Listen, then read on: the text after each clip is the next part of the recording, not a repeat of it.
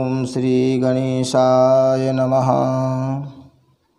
वागर्थाविव संपृक्तौ वागर्थ प्रतिपत्तये जगतः पितरौ वन्दे पार्वती परमेश्वरौ।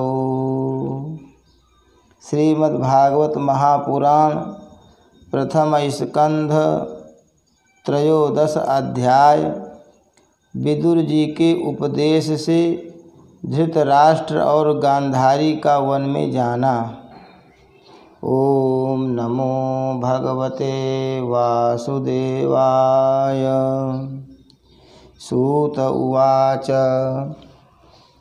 विदुरस्तीर्थयात्रायां मैत्रेयादात्मनो गतिं ज्ञात्वा गाधास्तिनपुरं तया वाप्तविवेशितः। यावतः कृतवान् प्रसन्नान् छत्ता कौसारवाग्रतः जातैकभक्तिर्गोविन्दे तेभ्यश्चोपररामः। श्री सूत जी कहते हैं, विदुर जी तीर्थ यात्रा में महर्षि मैत्रेय से आत्मा का ज्ञान प्राप्त करके हस्तिनापुर लौट आए। उन्हें जो कुछ जानने की इच्छा थी वह पूर्ण हो गई थी। विदुर जी ने मैत्रेय ऋषि से जितने प्रश्न किए थे उनका उत्तर सुनने के पहले ही श्री कृष्ण में अनन्य भक्ति हो जाने के कारण वे उत्तर सुनने से उपराम हो गए। शौनक जी अपने चाचा विदुर जी को आया देख धर्मराज युधिष्ठिर, उनके चारों भाई धृतराष्ट्र, युयुत्सु, संजय, कृपाचार्य, कुंती, गांधारी, द्रौपदी, सुभद्रा, उत्तरा, कृपि तथा पांडव परिवार के अन्य सभी नर नारी और अपने पुत्रों सहित दूसरी स्त्रियां सब के सब बड़ी प्रसन्नता से मानो मृत शरीर में प्राण आ गया हो ऐसा अनुभव करते हुए उनकी अगवानी के लिए सामने गए। यथा योग्य आलिंगन और प्रणाम आदि के द्वारा सब उनसे मिले और विरह जनित उत्कंठा से कातर होकर सबने प्रेम के आंसू बहाए। युधिष्ठिर ने आसन पर बैठाकर उनका यथोचित सत्कार किया। जब वे भोजन एवं विश्राम करके सुखपूर्वक आसन पर बैठे थे तब युधिष्ठिर ने विनय से झुककर सबके सामने ही उनसे कहा। युधिष्ठिर ने कहा, चाचा जी, जैसे पक्षी अपने अंडों को पंखों की छाया के नीचे रखकर उन्हें सेते और बढ़ाते हैं, वैसे ही आपने अत्यंत वात्सल्य से अपने कर कमलों की छत्र छाया में हम लोगों को पाला पोसा है। बार बार आपने हमें और हमारी माता को विषदान, लाक्षाग्रह के दाह आदि विपत्तियों से बचाया है। क्या आप कभी हम लोगों की भी याद करते रहे हैं? आपने पृथ्वी पर विचरण करते समय किस वृत्ति से जीवन निर्वाह किया? आपने पृथ्वी तल पर किन किन तीर्थों और मुख्य क्षेत्रों का सेवन किया? प्रभु, आप जैसे भगवान के प्यारे भक्त स्वयं ही तीर्थस्वरूप होते हैं। आप लोग अपने हृदय में विराजमान भगवान के द्वारा तीर्थों को भी महातीर्थ बनाते हुए विचरण करते हैं। चाचा जी, आप तीर्थ यात्रा करते हुए द्वारका भी अवश्य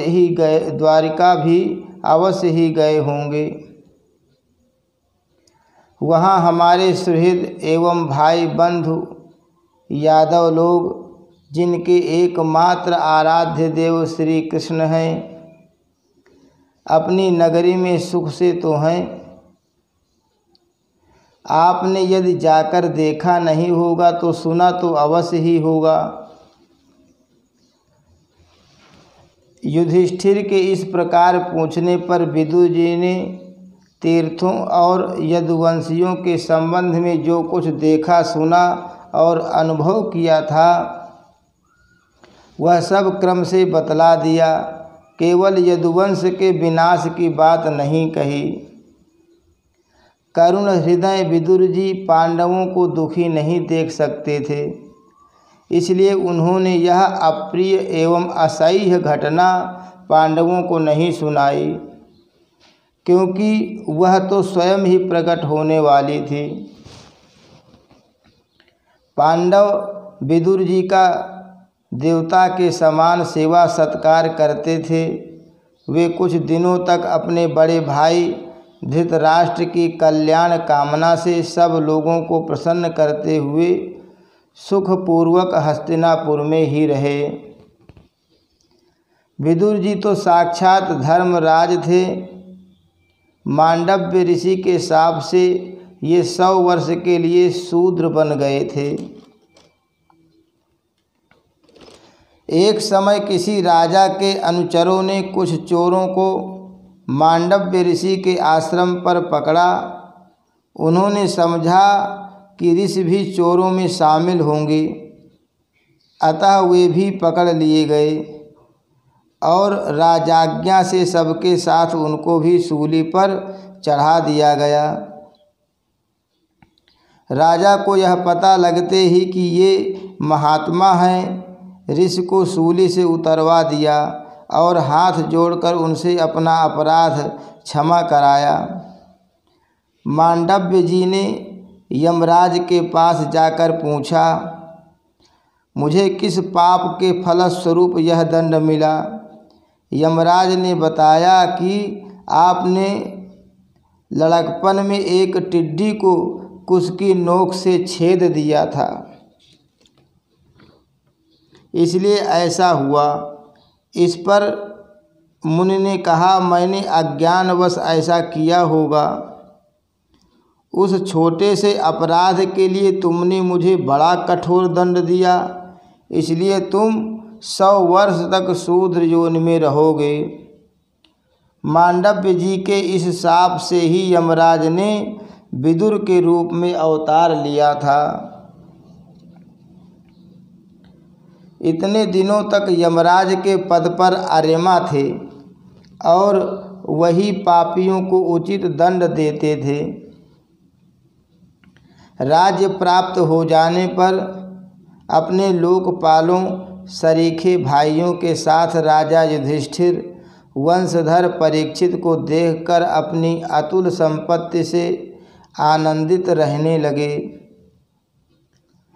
इस प्रकार पांडव गृहस्थ के काम धंधों में रम गए और उन्हीं के पीछे एक प्रकार से यह बात भूल गए कि अनजान में ही हमारा जीवन मृत्यु की ओर जा रहा है।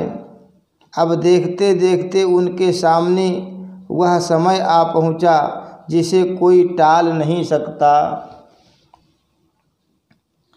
परंतु विदुर जी ने काल की गति जानकर अपने बड़े भाई धृतराष्ट्र से कहा, महाराज देखिए, अब बड़ा भयंकर समय आ गया है, झटपट यहाँ से निकल चलिए। हम सब लोगों के सिर पर वह सर्वसमर्थ काल मंडराने लगा है, जिसके टालने का कहीं भी कोई उपाय नहीं है। काल के वशीभूत होकर जीव का अपने प्रियतम प्राणों से भी बात की बात में वियोग हो जाता है। फिर धन जन आदि दूसरी वस्तुओं की तो बात ही क्या है। आपके चाचा ताऊ भाई सगे संबंधी और पुत्र सभी मारे गए। आपकी उम्र भी ढल चुकी, शरीर बुढ़ापे का शिकार हो गया। आप पराए घर में पड़े हुए हैं। ओह, इस प्राणी को जीवित रहने की कितनी प्रबल इच्छा होती है। इसी के कारण तो आप भीम का दिया हुआ टुकड़ा खाकर कुत्ते का सा जीवन बिता रहे हैं। जिनको आपने आग में जलाने की चेष्टा की, विष देकर मार डालना चाहा, भरी सभा में जिनकी विवाहिता पत्नी को अपमानित किया, जिनकी भूमि और धन छीन लिए, उन्हीं के अन्न से पले हुए प्राणों को रखने में क्या गौरव है। आपके अज्ञान की हद हो गई कि अब भी आप जीना चाहते हैं, परंतु आपके चाहने से क्या होगा। पुराने वस्त्र की तरह बुढ़ापे से गला हुआ आपका शरीर आपके न चाहने पर भी क्षीण हुआ जा रहा है। अब इस शरीर से आपका कोई स्वार्थ सधने वाला नहीं है। इसमें फंसिए मत, इसकी ममता का बंधन काट डालिए। जो संसार के संबंधियों से अलग रहकर उनके अनजान में अपने शरीर का त्याग करता है, वही धीर कहा गया है। चाहे अपनी समझ से हो या दूसरे के समझाने से, जो इस संसार को दुख रूप समझकर इससे विरक्त हो जाता है और वह अपने अंतःकरण को वश में करके हृदय में भगवान को धारण कर संन्यास के लिए घर से निकल पड़ता है, वही उत्तम मनुष्य है। इसके आगे जो समय आने वाला है वह प्रायः मनुष्यों के गुणों को घटाने वाला होगा। इसलिए आप अपने कुटुंबियों से छिपकर उत्तराखंड में चले जाइए। जब छोटे भाई विदुर ने अंधे राजा धृतराष्ट्र को इस प्रकार समझाया, तब उनकी प्रज्ञा के नेत्र खुल गए। वे भाई बंधुओं के सुदृढ़ स्नेह पासों को काटकर अपने छोटे भाई विदुर के दिखलाए हुए मार्ग से निकल पड़े। जब परम पतिव्रता सुबल नंदिनी गांधारी ने देखा कि मेरे पतिदेव तो उस हिमालय की यात्रा कर रहे हैं जो सन्यासियों को वैसा ही सुख देता है जैसा वीर पुरुषों को लड़ाई के मैदान में अपने शत्रु के द्वारा किए हुए न्यायोचित प्रहार से होता है, तब वे भी उनके पीछे पीछे चल पड़ी। अजात शत्रु युधिष्ठिर ने प्रातः काल संध्या वंदन तथा अग्निहोत्र करके ब्राह्मणों को नमस्कार किया और उन्हें तिल, गौ, भूमि और सुवर्ण का दान दिया। इसके बाद जब वे गुरुजनों की चरण वंदना के लिए राजमहल में गए, तब उन्हें धृतराष्ट्र, विदुर तथा गांधारी के दर्शन नहीं हुए। युधिष्ठिर ने उद्विग्न चित्त होकर वहीं बैठे हुए संजय से पूछा, संजय, मेरे वे वृद्ध और नेत्रहीन पिता धृतराष्ट्र कहाँ हैं? पुत्र शोक से पीड़ित दुखिया माता गांधारी और मेरे परम हितैषी चाचा विदुर जी कहाँ चले गए? ताऊ जी अपने पुत्रों और बंधु बांधवों के मारे जाने से दुखी थे। मैं बड़ा मंदबुद्धि हूँ, कहीं मुझसे किसी अपराध की आशंका करके वे माता गांधारी सहित गंगा जी में तो नहीं कूद पड़े। जब हमारे पिता पांडु की मृत्यु हो गई थी और हम लोग नन्हे नन्हे बच्चे थे, तब इन्हीं दोनों चाचाओं ने बड़े बड़े दुखों से हमें बचाया था। वे हम पर बड़ा ही प्रेम रखते थे। हाय, वे यहाँ से कहाँ चले गए?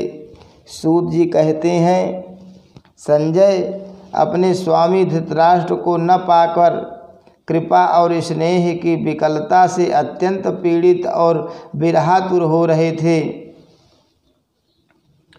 वे युधिष्ठिर को कुछ उत्तर न दे सके। फिर धीरे धीरे बुद्धि के द्वारा उन्होंने अपने चित्त को स्थिर किया, हाथों से आँखों के आंसू पोंछे और अपने स्वामी धृतराष्ट्र के चरणों का स्मरण करते हुए युधिष्ठिर से कहा। संजय बोले, कुलनंदन, मुझे आपके दोनों चाचा और गांधारी के संकल्प का कुछ भी पता नहीं है। महाबाहो, मुझे तो उन महात्माओं ने ठग लिया। संजय इस प्रकार कह ही रहे थे कि तुम्बुर के साथ देवर्षि नारद जी वहां आ पहुँचे। महाराज युधिष्ठिर ने भाइयों सहित उठकर उन्हें प्रणाम किया और उनका सम्मान करते हुए बोले। युधिष्ठिर ने कहा, भगवन, मुझे अपने दोनों चाचाओं का पता नहीं लग रहा है। न जाने वे दोनों और पुत्र शोक से व्याकुल तपस्विनी माता गांधारी यहाँ से कहाँ चले गए हैं। भगवन, अपार समुद्र में कर्णधार के समान आप ही हमारे पारदर्शक हैं। तब भगवान के परम भक्त भगवनमय देवर्षि नारद ने कहा, धर्मराज, तुम किसी के लिए शोक मत करो, क्योंकि यह सारा जगत ईश्वर के वश में है। सारे लोक और लोकपाल विवश होकर ईश्वर की ही आज्ञा का पालन कर रहे हैं। वही एक प्राणी को दूसरे से मिलाता है और वही उन्हें अलग करता है। जैसे बैल बड़ी रस्सी में बंधे और छोटी रस्सी से नथे रहकर अपने स्वामी का भार ढोते हैं, उसी प्रकार मनुष्य भी वर्णाश्रमादि अनेक प्रकार के नामों से वेद रूप रस्सी में बंधकर ईश्वर की ही आज्ञा का अनुसरण करते हैं। जैसे संसार में खिलाड़ी की इच्छा से ही खिलौनों का संयोग और वियोग होता है, वैसे ही भगवान की इच्छा से ही मनुष्यों का मिलना बिछड़ना होता है। तुम लोगों को जीव रूप से नित्य मानो या देह रूप से अनित्य अथवा जड़ रूप से अनित्य और चेतन रूप से नित्य अथवा शुद्ध ब्रह्म रूप में नित्य अनित्य कुछ भी न मानो। किसी भी अवस्था में मोहजन्य आसक्ति के अतिरिक्त वे शोक करने योग्य नहीं हैं। इसलिए धर्मराज, वे दीन दुखी चाचा चाची असहाय अवस्था में मेरे बिना कैसे रहेंगे। इस अज्ञानजन्य मन की विकलता को छोड़ दो। यह पांच भौतिक शरीर काल, कर्म और गुणों के वश में है। अजगर के मुंह में पड़े हुए पुरुष के समान यह पराधीन शरीर दूसरों की रक्षा ही क्या कर सकता है। हाथ वालों के बिना हाथ वाले, चार पैर वाले पशुओं के बिना पैर वाले, तृणादि और उनमें भी बड़े जीवों के छोटे जीव आहार हैं। इस प्रकार एक जीव दूसरे जीव के जीवन का कारण हो रहा है। इन समस्त रूपों में जीवों के बाहर और भीतर वही एक स्वयं प्रकाश भगवान, जो संपूर्ण आत्माओं के आत्मा हैं, माया के द्वारा अनेक प्रकार से प्रकट हो रहे हैं। तुम केवल उन्हीं को देखो। महाराज, समस्त प्राणियों को जीवन दान देने वाले वे ही भगवान इस समय इस पृथ्वी तल पर देवद्रोहियों का नाश करने के लिए काल रूप से अवतीर्ण हुए हैं। अब वे देवताओं का कार्य पूरा कर चुके हैं, थोड़ा सा काम और शेष है, उसी के लिए वे रुके हुए हैं। जब तक वे प्रभु यहाँ हैं तब तक तुम लोग भी उनकी प्रतीक्षा करते रहो। धर्मराज हिमालय के दक्षिण भाग में जहाँ सप्तर्षियों की प्रसन्नता के लिए गंगा जी ने अलग अलग 7 धाराओं के रूप में अपने को 7 भागों में विभक्त कर दिया है, जिसे सप्तस्रोत कहते हैं, वहीं ऋषियों के आश्रम पर धृतराष्ट्र अपनी पत्नी गांधारी और विदुर के साथ गए हैं। वहाँ वे त्रिकाल स्नान और विधि पूर्वक अग्निहोत्र करते हैं। अब उनके चित्त में किसी प्रकार की कामना नहीं है, वे केवल जल पीकर शांत चित्त से निवास करते हैं। आसन जीतकर प्राणों को वश में करके उन्होंने अपनी 6 इंद्रियों को विषयों से लौटा लिया है। भगवान की धारणा से उनके तमोगुण, रजोगुण और सत्वगुण के मल नष्ट हो चुके हैं। उन्होंने अहंकार को बुद्धि के साथ जोड़कर और उसे क्षेत्रज्ञ आत्मा में लीन करके उसे भी महाकाश में घटाकाश के समान सर्वाधिष्ठान ब्रह्म में एक कर दिया है। उन्होंने अपनी समस्त इंद्रियों और मन को रोककर समस्त विषयों को बाहर से ही लौटा दिया है और माया के गुणों से होने वाले परिणामों को सर्वथा मिटा दिया है। समस्त कर्मों का संन्यास करके वे इस समय ठूंठ की तरह स्थिर होकर बैठे हुए हैं। अतः तुम उनके मार्ग में विघ्न रूप मत बनना। देवर्षि नारद जी त्रिकालदर्शी हैं। वे धृतराष्ट्र के भविष्य जीवन को वर्तमान की भांति प्रत्यक्ष देखते हुए उसी रूप में वर्णन कर रहे हैं। धृतराष्ट्र पिछली रात को ही हस्तिनापुर से गए हैं, अतः यह वर्णन भविष्य का ही समझना चाहिए। धर्मराज, आज से 5वें दिन वे अपने शरीर का परित्याग कर देंगे और वह जलकर भस्म हो जाएगा। गार्हपत्यादि अग्नियों के द्वारा पर्णकुटी के साथ अपने पति के मृतदेह को जलते देखकर बाहर खड़ी हुई साध्वी गांधारी भी पति का अनुगमन करती हुई उसी आग में प्रवेश कर जाएंगी। धर्मराज, विदुर जी अपने भाई का आश्चर्यमय मोक्ष देखकर हर्षित और वियोग देखकर दुखित होते हुए वहाँ से तीर्थ सेवन के लिए चले जाएंगे। देवर्षि नारद इस प्रकार कहकर तुम्बुरु के साथ स्वर्ग को चले गए। धर्मराज युधिष्ठिर ने उनके उपदेशों को हृदय में धारण करके शोक को त्याग दिया। हरि शरणम। श्री कृष्णार्पणमस्तु।